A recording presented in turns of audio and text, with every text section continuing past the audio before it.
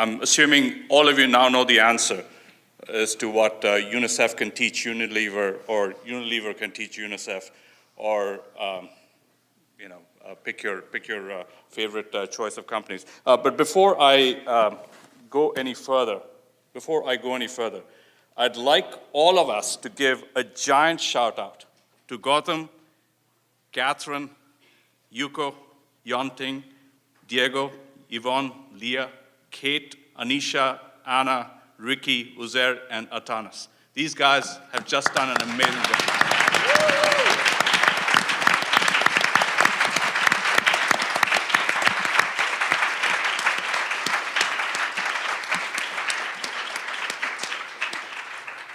And not only did they have a strategy for scaling up, they had a strategy for rescaling up, which was executed in the last 24 hours. So congratulations to all of you.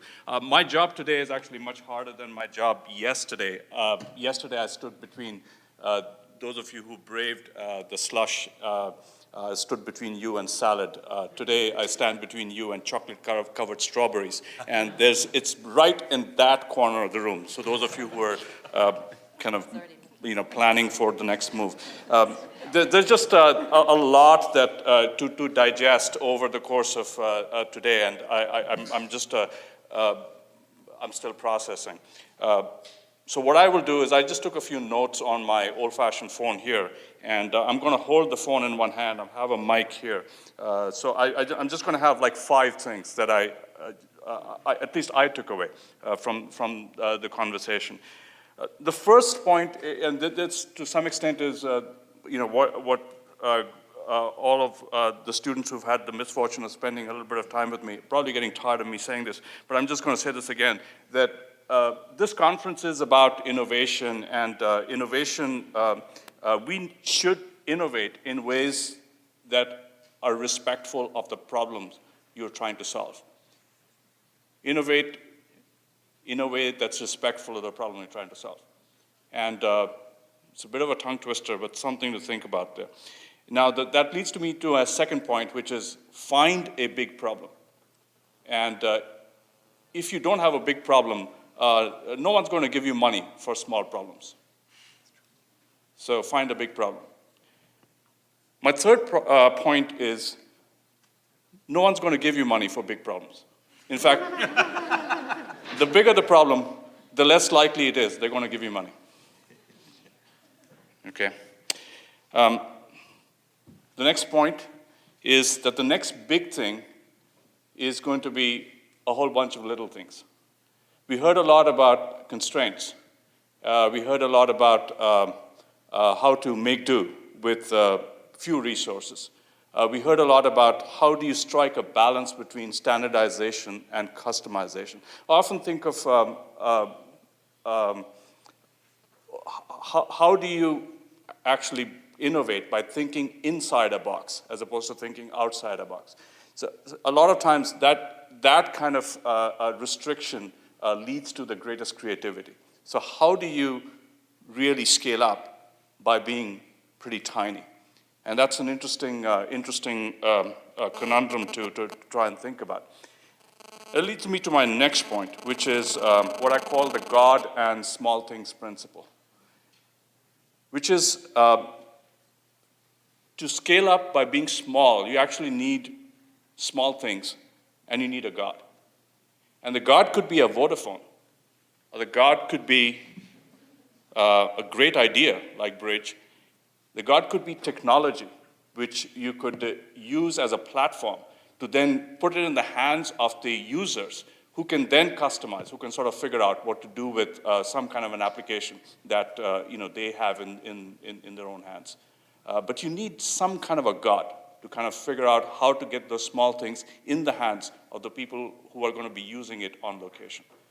So those are the main things that I sort of took away from today's discussion. Our last session was on the last mile.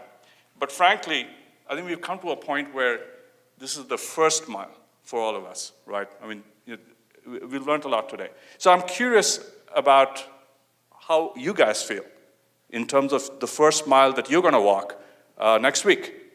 What is the one thing that you're going to do differently, or the one way in which you're going to think differently after having reflected on everything that you have heard or talked about in today's discussion? So I just want to give an opportunity to anyone to take the floor.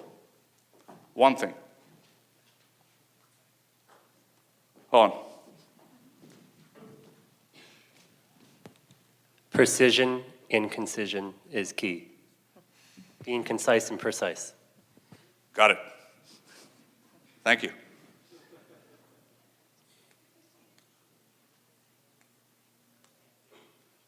Anisha.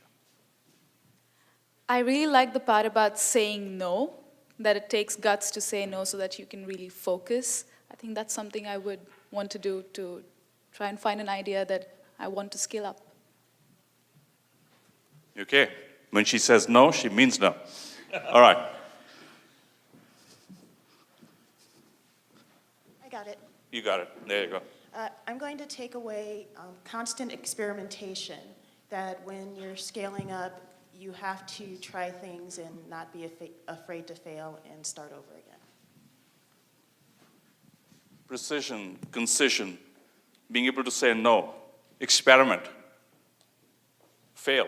If you haven't failed, then you're probably not trying hard enough. What else?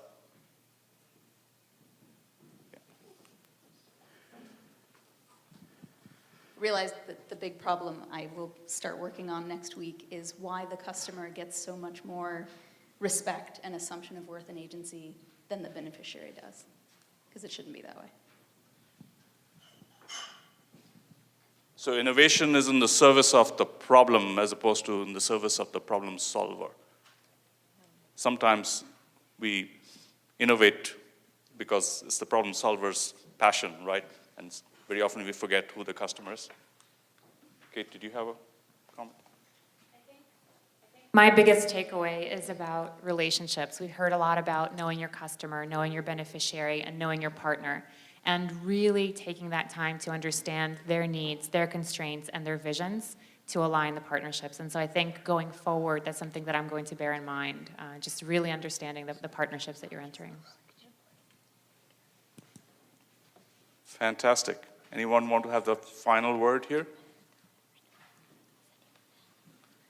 Well, I want to thank all of our guests and Professor Sastry for making it all the way from Cambridge to Medford. It is time for chocolate-covered strawberries, and I also see Tufts University's finest back there, which suggests that there's actually alcohol back at the other end of the room. So thank you, all of you, and have a great weekend.